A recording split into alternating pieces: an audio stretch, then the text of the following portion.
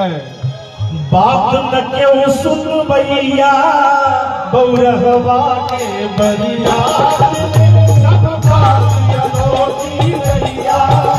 बौरहवा के बरिया सब बात अनोखी भैया बौरहवा के बरिया सब बात अनोखी भैया बौरहवा के बरिया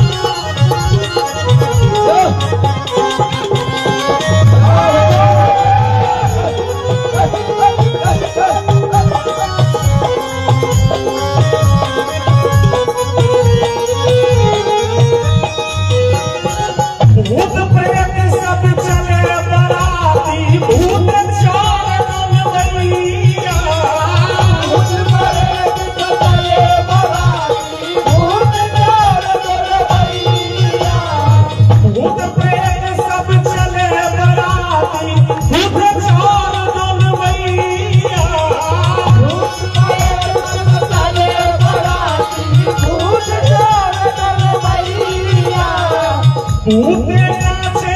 ढोल बजावे भूते नाचे ढोल बजावे जय जय। भूते प्रेत गवैया बौरहवा के बरिया सब बात अनोखी भैया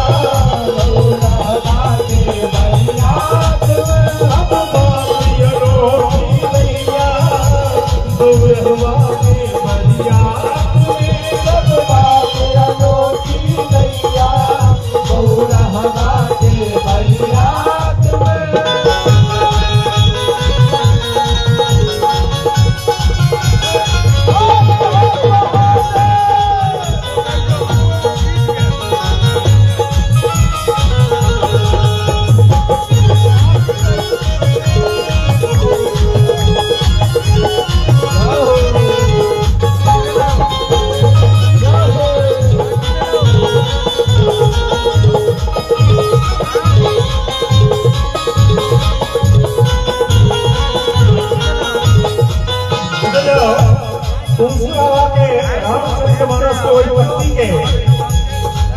उदाहरण एक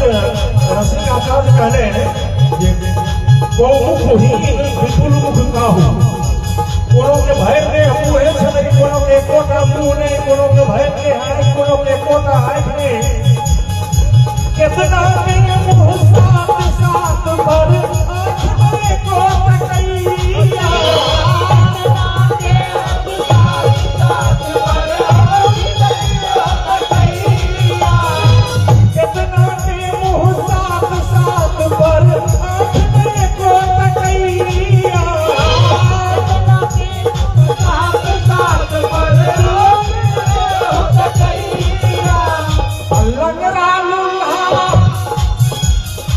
लंगड़ा लुल्हा कूद के भागे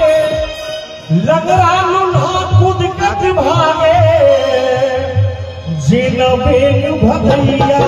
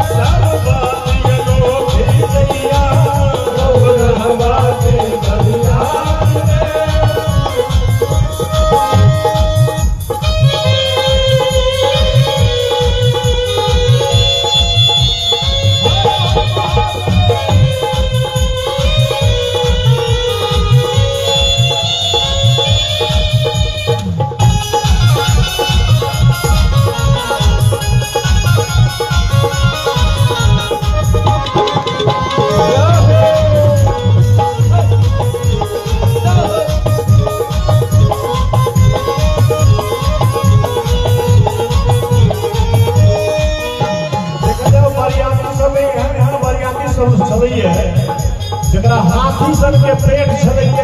आ तई में सीधी सन के पापर गदे आ ओइ में 2.5 किलो के भेग शरीरता वास्तु कहै छथिन गज सन पेट सीधी सन गदे